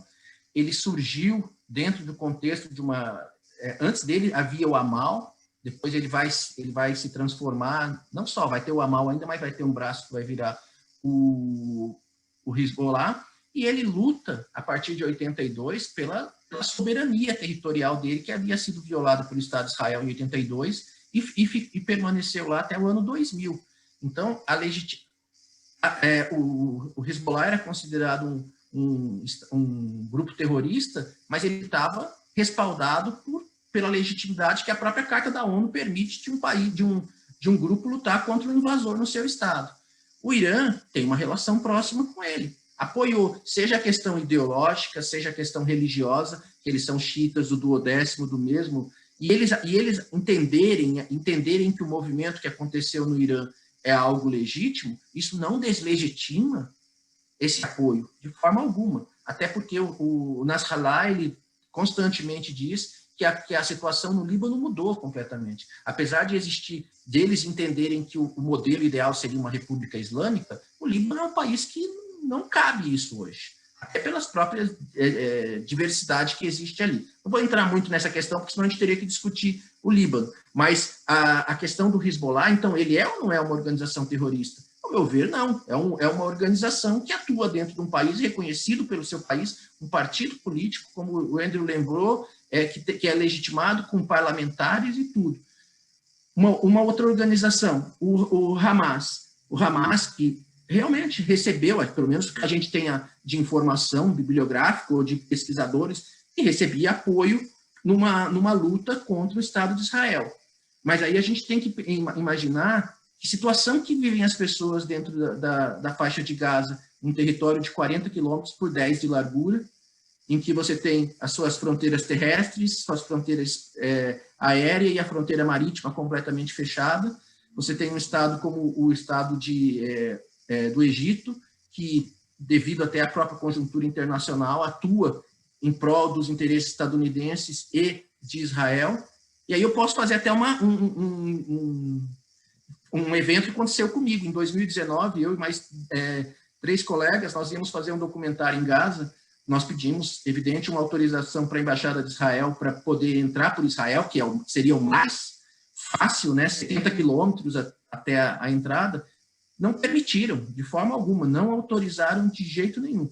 Aí depois, então, o que nos sobrou foi tentar entrar pelo Egito. O Egito fez um jogo de fachada que poderia, nós ficamos 20 dias no Egito, conseguimos chegar atravessando pelo norte do Sinai, chegamos até Rafah. Quando cheguei em Rafah, um general disse: vocês não vão entrar em Gaza. Mandou a gente de volta, e foi uma situação assim extremamente constrangedora. Então, por quê? Porque não pode mostrar o que acontece ali. Qual é a situação que essas pessoas vivem? Então, esse apoio está inserido dentro da lógica que eu falei de uma guerra, é uma estrutura de poder. São estados que apoiam determinada causa e estão lutando contra ela, ou a favor dela, né? Então, eu tiraria esse conceito, essa questão de uma organização ser terrorista ou não, porque normalmente, e hoje é assim, quem atribui esse conceito é quem detém o poder no sistema internacional. Você disse que, de repente, as Farc, para alguns, eram terroristas, para outros, não. O Brasil não reconhecia as Farc como terroristas, né? E outras organizações, dependendo quais forem, né? Então, eu acho que a lógica do Oriente Médio, ela está muito vinculada aos interesses que o Irã pretende expandir seu poder. O último caso, para não me aprofundar tanto, a questão do ISIS. O ISIS, tanto Estados Unidos como o Irã lutaram do mesmo lado para destruir o ISIS ali na região, né? Na região do Iraque, depois da Síria, né? Então, é uma questão muito, como eu posso dizer, não é muito simples a classificação de organização terrorista. Eu retiraria esse conceito de terrorista, porque ele está imbuído de algo distinto já e totalmente pejorativo. E aí, só para que fique bem claro, eu não estou legitimando nenhum ato contra qualquer pessoa, contra qualquer Estado. Só que a gente tem que entender isso e analisar dentro do contexto daquele conflito. Senão, se a gente relativizar isso, falar, então pode matar qualquer um, aí fica muito simples, né? Mas aí você pode ter também estados que são classificados como estados terroristas, né? E aí a gente entra numa outra discussão que também é mais complexa. Então, para finalizar, o Irã ele atua a partir dos seus interesses geopolíticos na região, como todos os outros atores. Obrigada, Renato. E agora o Najat, para encerrar esse bloco, sobre, deixa eu voltar aqui, a influência política e econômica do Irã sobre o Iraque, e como andam as relações entre os dois países atualmente, principalmente com o Iraque em crise econômica recentemente, Najat? A relação do Irã e Iraque é natural. Primeiro, a fronteira Irã-Iraque é de 1.500 quilômetros, mais ou menos, aproximadamente. Do Rio de Janeiro, passando Brasília, não sei, chegando para onde. Então, é uma fronteira natural. Há intercâmbio enorme de cidades, de país, de pessoas. E no Irã tem uma província de Khuzestan, que é, digamos, de origem árabe, eles falam até árabe lá e tudo mais. Então, Irã, segundo meu conceito de ver, não precisa de recorrer à força para ganhar prestígio no Iraque, porque ela também é uma grande exportadora de produtos, de gás. A Basra, ela depende do gás natural do Irã, a parte da eletricidade, algum tipo de transporte de petróleo acontece na região do Kurdistão e tudo mais. Então, é uma relação bastante natural. Obviamente, com a queda do Saddam Hussein pelos americanos, a Irã ascendeu e preencheu um vazio muito grande, e a própria mudança no Iraque do regime, digamos, que era sunita, laico, para um regime, a maioria no Irã é xiita, então eles tiveram apoio natural no Irã, e a invasão americana só fortaleceu isso e tudo mais. Então, uma relação natural. Agora, Iraque está lutando, hoje, de lá para cá, o Iraque tem sido um palco de lutas entre proxy wars entre Estados Unidos e Irã. Então, os dois, um grupo puxa para cá, as milícias iraquianas têm influência iraniana, que eles não são legais, ao mesmo tempo, os Estados Unidos quer que o Hashd Shaabi, que é a maior milícia iraquiana, que tem 200 mil lutadores, que sejam disciplinados dentro do exército iraquiano, eles não aceitam porque eles têm soberania ao Irã e tudo mais. Então, essa luta interna no Iraque está se balanceando entre Irã e Arábia Saudita. Atualmente, o primeiro-ministro do Iraque é muito amigo do MBS, então o MBS voltou a ter relações boas com o Iraque, voltou a puxar o Iraque para o campo árabe. Ao mesmo tempo, o Irã não quer perder o Iraque. Então, o Iraque tem que usar uma diplomacia muito complexa para se julgar entre essas duas forças antagonistas. Então, agora, a crise do Iraque mais era ligada ao petróleo. O petróleo subindo agora a $70 o barril, o dinheiro entra muito grande, que o Iraque hoje é o segundo maior exportador. Ele exporta 5 milhões de barris, produz 5 milhões de barris e pode exportar 4 milhões e meio de barris de petróleo. Então, ele tem como, digamos, controlar, obviamente, depende do apoio saudita. Então, o Iraque está nessa...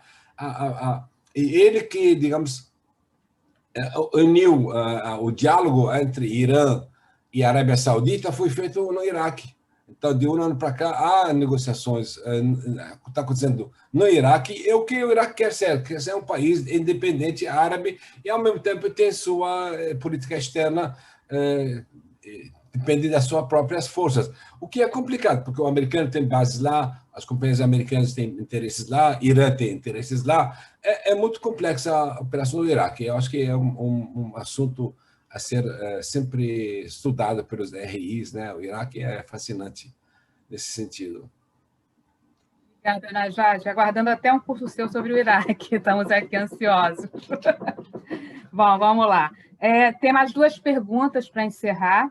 Aí a gente encerra. Eu faço as considerações finais, os convidados também. Eu acho que essa é mais para o Renato, porque está complementando a questão da Monique, sobre o desgaste interno do regime iraniano. O fato de a última eleição ter registrado o menor comparecimento desde 1979 pode significar um menor apoio da população e que existe um horizonte para uma possível mudança de regime? Em caso afirmativo, que sistema substituiria o regime dos ayatolás? E a última pergunta, aí não está endereçada, quem quiser responder, fique à vontade. Gostaria de perguntar, se ainda for possível, o que os professores acham sobre como ficará a situação do Iêmen com a nova eleição no Irã. E aí a gente encerra os blocos. Tem uma mão levantada, Muna. É pergunta? Bom, pode responder, depois a gente vê. E aí é a última, porque nós já encerramos as inscrições. Eu peço que quem levantou, se for para fazer pergunta, coloca no chat, ou depois abre o microfone. Mas a gente está encerrando mesmo. Por favor, podem responder. Obrigado pela pergunta. Bom, com relação a essa insatisfação, não tenho dúvida. Existe, eu acho que, eu não me lembro, talvez você tenha dito no início, uma população mais jovem, que existe uma população mais jovem, principalmente em Teherã, uma população que foi às ruas no momento do movimento verde, que ela é altamente questionadora. Ela tem... Ao mesmo tempo, gente, que eu digo assim, então, vamos fazer por partes. Esse reflete, é inegável que você ter uma participação menor nessa eleição reflete uma insatisfação com relação ao governo. Por outro lado, a gente tem que considerar que o governo ele sofre uma limitação muito grande na sua atuação devido a essas sanções, a esses embargos que estão sendo impostos. Porque no momento que flexibilizar esses embargos, a população ela vai voltar a ter acesso ao que qualquer pessoa no mundo tem acesso. E aí, a gente não pode tratar, assim, eu acho que é uma provocação boa que a pessoa fez a pergunta, mas qual seria, se houvesse uma mudança, qual seria a mudança? Mas quem disse que aquelas pessoas querem que haja uma mudança efetiva?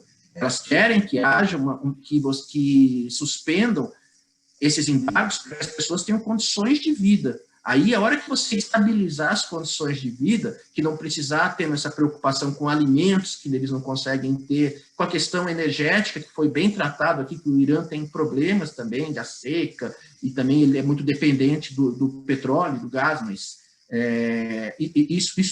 essas questões, a partir do momento que elas não forem mais o mote do problema, aí vai ser o momento de começar a se discutir uma possível ou não mudança no regime, né? Porque, às vezes, a gente também tem uma imagem um pouco deturpada, achando que as pessoas não querem, elas não gostam desse regime. Então, e essas pessoas que voltaram, esses 40 e tantos %, será que eles também não referendam, não justificam, não querem esse regime que está implementado ali?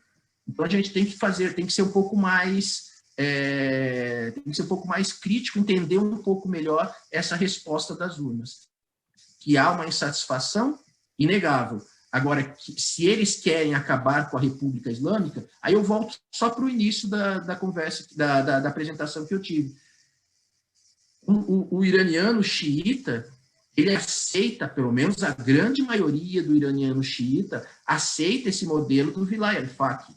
Eles podem fazer críticas, e existem muitas críticas com relação à atuação do presidente, do ministro, mas a crítica efetiva contra Ayatollah Khamenei é uma parcela pequena. Pelo menos o acesso que eu tenho a dados, informações, é uma parcela pequena. Então, eu só espero que o Irã ele possa superar esse momento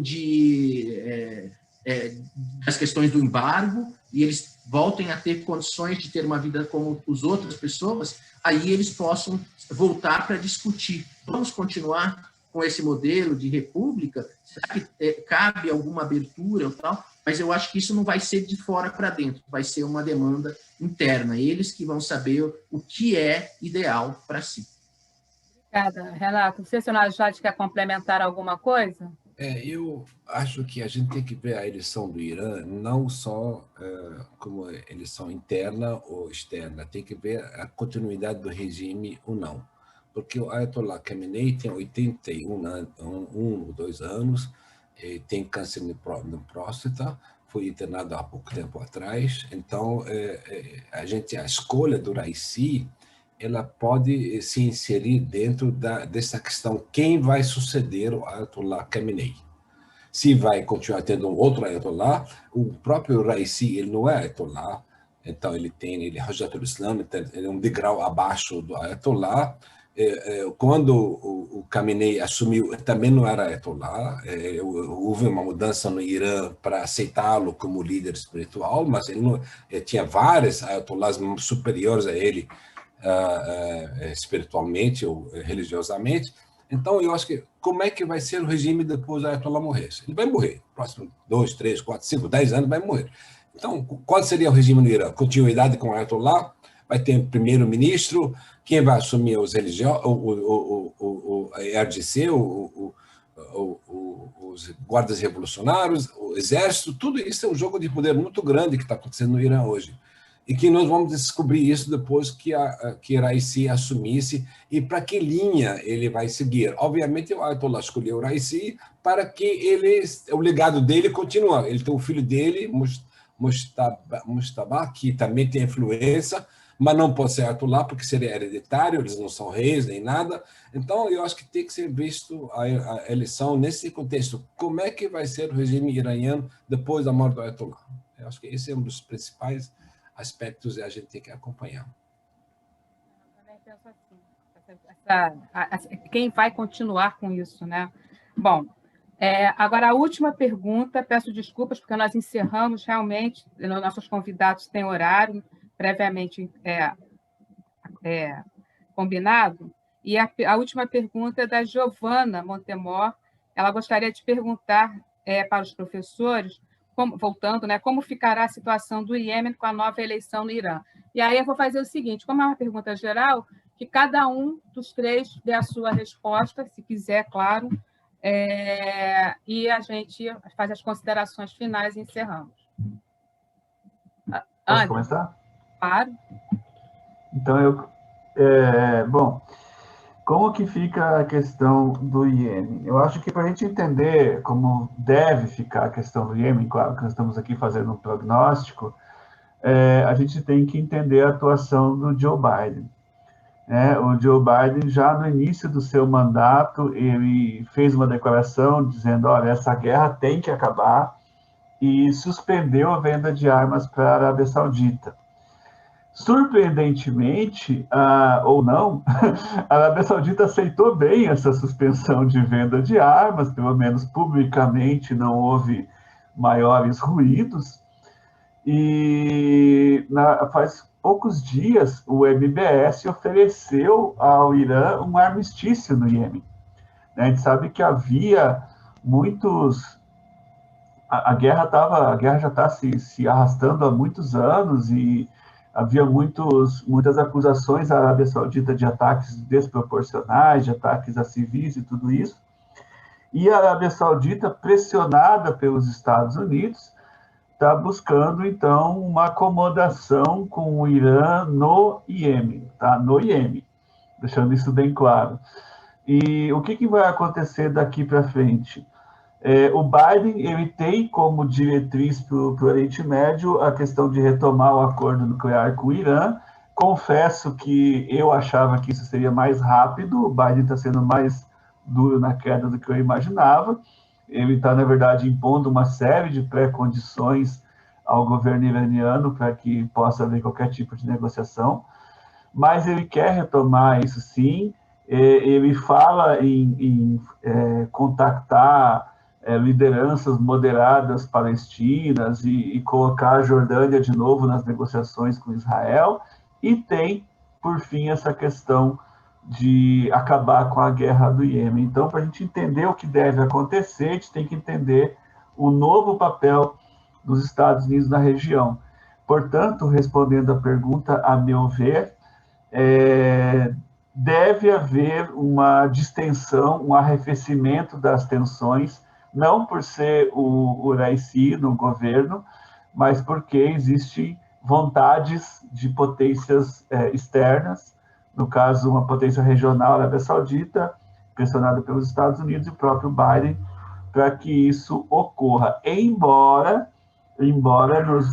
ontem ou anteontem, se não me engano, houve lá acusações de que os Houthis, que são apoiados pelo Irã, estejam executando pessoas no Iêmen. Então, eu acho que no fim de tudo, né, pessoal, quase todas as respostas a gente termina falando é complexo, porque realmente, no fim das contas, tudo no Oriente Médio é complexo e a gente não pode cravar absolutamente nada.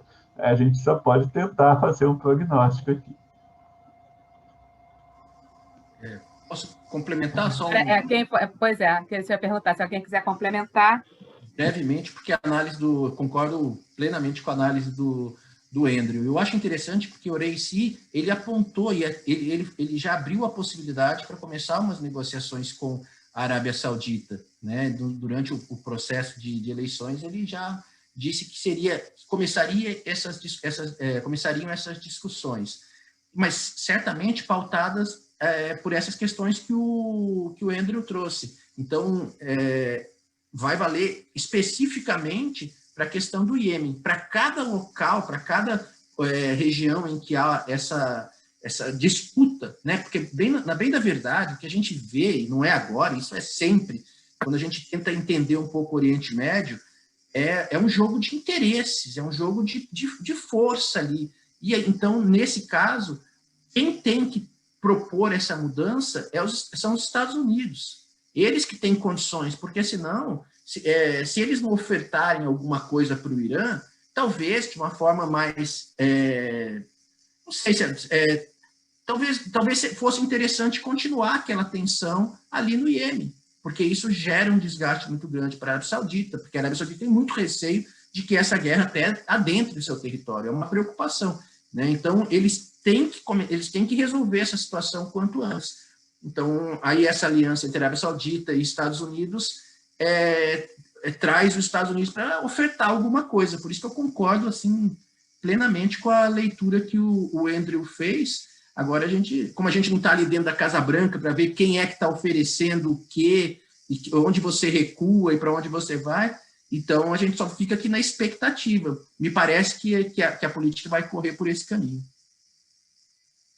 Obrigada, Renato. Najat, se você quiser complementar. É importante a gente entender como é que o Irã usa esses grupos paramilitares, tanto no Iraque, tanto no Líbano, quanto em Israel. Ela é um tipo de guerra de persuasão. O Irã não tem, digamos, não quer confronto direto. Então, ela usa esses grupos para alcançar seus objetivos de expansão política, expansão militar, seja que for. Então, eu acho que a solução disso está dentro do acordo nuclear ou não, tanto da abertura do Irã, que ela pode exportar petróleo ou não. Enquanto o Irã não pode exportar petróleo, o controle da OPEP está na Arábia Saudita, a Arábia Saudita está proibindo, digamos, Irã exportar, esses grupos vão continuar atuando. O dia que o Irã volta à mesa de negociação, volta a exportar, a segurança do Golfo fica em destaque, que é importante para todos os países, esses grupos vão perder sua influência, que Irã tem que, naturalmente, diminuir sua, digamos, influência ou maneirar suas influências sobre esses países. Então, está dentro do contexto da solução global do Oriente Médio. É isso aqui. Quero agradecer, então, a todos. Novamente, né, nós vamos enviar também o link para quem teve problema. A gente vai mandar o link para todo mundo das gravações. Agradecemos ao Renato Costa imensamente por ter, né, vindo aqui, apesar dele estar na fronteira, né, do Rio Grande do Sul com o Paraguai. Ao André, ao Najat, esses sempre parceiros conosco, né, fazem parte do GECOM, são da casa. E eu queria fazer só algumas considerações, né? Assim, foi um evento muito legal, muito bom e muito necessário para a gente pensar nessa nova configuração política, né? Nós estamos vendo que o mundo está numa transformação, o mundo está em silêncio, como alguns dizem, né? Com a saída do Trump da Casa Branca, o mundo parece que está dando uma acalmada com o Biden para o Oriente Médio, a política dos democratas para o Oriente Médio é sempre questionável. Mudanças em Israel também, né? Então nós estamos vendo totalmente um novo panorama. Eu acho que na questão do Irã, nisso eu concordo bem com o Najat, há uma preocupação de quem vai assumir esse papel, né, da liderança futuro. Mas, e quanto ao Hezbollah, né, no Líbano, eu vejo um distanciamento do Hezbollah em relação ao Irã cada vez maior, mas mantendo um alinhamento apenas de caráter político-ideológico.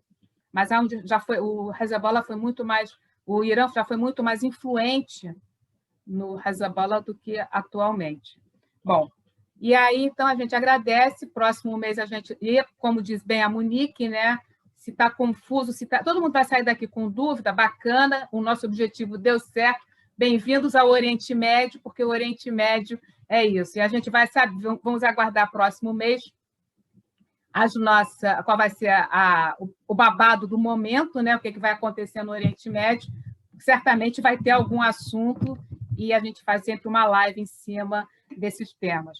Lembrando, né? Então, quem não nos segue ainda no @gecom2020, www.gecom.com.br, que é o nosso site, e eu vou mandar para vocês também, nós vamos mandar um monitoring, né, apenas para a gente saber, né, quais são os temas que vocês gostariam, né, a impressão de vocês, que esse retorno acaba sendo bem importante para a gente, tanto na oferta de cursos, quanto na oferta de lives também. Então, mais uma vez, eu agradeço, e daqui a um mês, mais ou menos, ou mais um pouquinho, ou menos um pouquinho, a gente se encontra. Um beijo grande para todos, um bom sábado, um bom final de semana, e segunda-feira a gente está aí. Beijo grande. E tem também os cursos, né? Não esquecer que estão chegando 2 cursos. Tem alguns já começando, já estamos na segunda aula do Recortes Armênios, Islã Político, Refugiados com Andrew, Império Otomano com a Monique, e no dia 19, começando Cidades do Mundo Árabe, começando com Beirute e Damasco, e os recortes israelenses no dia 20. e vamos nos acompanhando. Beijo grande para todos e um bom final de semana.